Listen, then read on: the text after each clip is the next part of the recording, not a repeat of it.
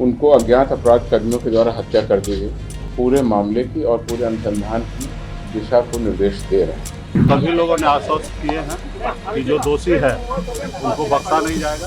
CM साहब से बातचीत हुई है और सर ने कहे कि हम सारा चीज़ को देख रहे हैं अपने स्तर से। आज जो घटना सुबह जो हुई है और जिस प्रकार से अपराध चरम सीमा पर चली जा रही है, ये हम हर 1.5 महीने से हम सरकार को हमने आगाह किया है। सीएम साहब तक कोई बात अब नहीं जा पा रही। बिहार के दरभंगा में विकासशील इंसान पार्टी यानी वीआईपी के चीफ मुकेश सहनी के पिता जीतन सहनी की हत्या के मामले में बड़ा खुलासा हुआ है। वहीं पुलिस का दावा यह भी है कि इस वारदात को लेन देन के विवाद में 4 लोगों ने अंजाम दिया है। साथ सीसीटीवी फुटेज के आधार पर पुलिस ने चारों आरोपियों की पहचान कर उन्हें गिरफ्तार कर लिया है।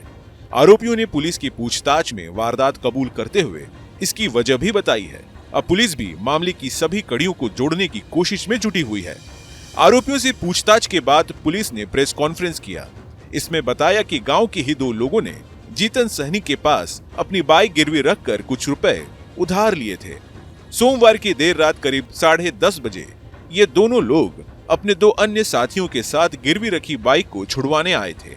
यहाँ इन लोगों का जीतन सहनी के साथ ब्याज की रकम को लेकर विवाद हो गया। इसी दौरान आरोपियों ने ताबड़तोड़ वार करते हुए जीतन सहनी की हत्या कर दी।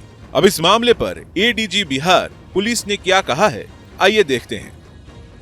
कि दरभंगा जिले के घनश्यामपुर थाना अंतर्गत ग्राम जिरात में वीआईपी पार्टी के प्रमुख श्री मुकेश सहनी के पिता श्री जीतन सहनी, उम्र लगभग 70 वर्ष की थी उनको अज्ञात अपराध कर्मियों के द्वारा हत्या कर दी गई। संभवतः घटना को रात्रि में अंजाम दिया गया था। सूचना अनुसार मृतक जीतन सहनी घर में अकेले रहते थे। घटना की सूचना पर तत्काल थानाध्यक्ष घनश्यामपुर, साथ ही साथ थानाध्यक्ष बिरौल, अनुमंडल पुलिस पदाधिकारी और पुलिस अधीक्षक ग्रामीण द्वारा पहुंचकर मामले की छानबीन की गई। पुलिस मुख्यालय के द्वारा भी इस पूरी घटना का संज्ञान लिया गया और तत्काल वरीय पुलिस अधीक्षक दरभंगा और पुलिस उप महानिरीक्षक दरभंगा को घटनास्थल पर पहुंचकर मामले की सघन जांच करने का निर्देश दिया गया। उस निर्देश के आलोक में दोनों पदाधिकारी घटनास्थल पर पहुंचकर पूरे मामले की और पूरे अनुसंधान की दिशा को निर्देश दे रहे हैं। एफएसएल की टीम को भी तत्काल रवाना किया गया। एफएसएल की टीम भी घटनास्थल पर पहुंचकर वैज्ञानिक जांच हेतु कार्रवाई कर रही है। घर के अंदर एवं बाहर पाए गए सभी सबूतों एवं साक्ष्यों की वैज्ञानिक जांच बहुत ही बारीकी से की जा रही है। वीआईपी चीफ मुकेश सहनी के पिता जीतन सहनी दरभंगा में सुपौल स्थित अपने घर में अकेले ही रहते थे। 70 वर्षीय जीतन सहनी की देखरेख और खाना बनाने के लिए उनके साथ 2 नौकर भी रहते थे। हालांकि खाना बनाकर खिलाने के बाद रात में ये दोनों नौकर अपने घर चले जाते थे। उनके जाने के बाद जीतन सहनी भी गेट में ताला लगाकर अपने कमरे में आकर सो जाते थे। वारदात के दिन भी यही घटनाक्रम हुआ। चूंकि आरोपियों को जीतन सहनी का रूटीन मालूम था, इसीलिए वो वारदात को अंजाम देने के इरादे से ही दोनों नौकरों के जाने के बाद जीतन सहनी के घर घुसे थे। अपने पिता की हत्या पर वीआईपी पार्टी प्रमुख मुकेश सहनी ने कहा, मैं बाहर था जब ये हुआ, मैं अभी पहुंचा हूं। राज्य के तमाम नेताओं से बातचीत हुई है और सभी ने आश्वस्त किया है कि दोषियों को बख्शा नहीं जाएगा। और उन्होंने क्या कुछ कहा, देखें इस वीडियो में। माननीय मुख्यमंत्री नीतीश कुमार जी से भी बातचीत हुई है, गृह मंत्री श्री अमित शाह जी से भी बातचीत हुई है और आदरणीय लालू प्रसाद यादव जी से भी बातचीत हुई। सभी लोगों ने आश्वस्त किए हैं कि जो दोषी है उनको बख्शा नहीं जाएगा। तो सीएम साहब से बातचीत हुई है और सर ने कहे कि हम सारा चीज़ को देख रहे हैं अपने स्तर से और दुखद घटना है। मैं भी गाँव में नहीं था, बाहर था। मैं भी जस्ट पहुँचा हूँ और मुझे मीडिया के माध्यम से गांव से जानकारी प्राप्त हुआ है हत्या कर दी गई है। माननीय मुख्यमंत्री नीतीश कुमार जी से भी बातचीत हुई है, गृह मंत्री श्री अमित शाह जी से भी बातचीत हुई है और आदरणीय लालू प्रसाद यादव जी से भी बातचीत हुई। तमाम हमारे जितने भी शुभचिंतक हैं, राज्य के लीडर और देश के नेता, सभी लोगों से बातचीत हुई है और सभी लोगों ने आश्वस्त किए हैं कि जो दोषी है उनको बख्शा नहीं जाएगा। मेरा तो राज्य सरकार माननीय मुख्यमंत्री जी से आग्रह है कि इस पे खुद ही संज्ञान लेते हुए जो दोषी है उसको सजा दी जाए। इस मामले में अब नेताओं की प्रतिक्रिया सामने आ रही है। तेजस्वी यादव भी इस मामले को लेकर सरकार पर खूब भड़के हुए हैं।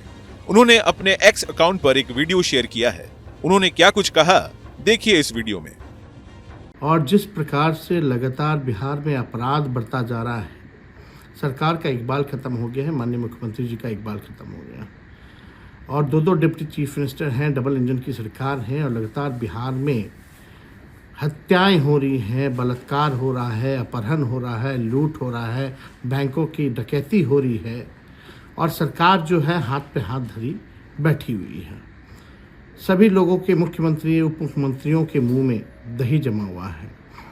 आज जो घटना सुबह जो हुई है, हमारे बड़े भाई मुकेश सहनी जी जो वीआईपी पार्टी के संरक्षक हैं, उनके पिता की निर्मम हत्या कर दी गई है।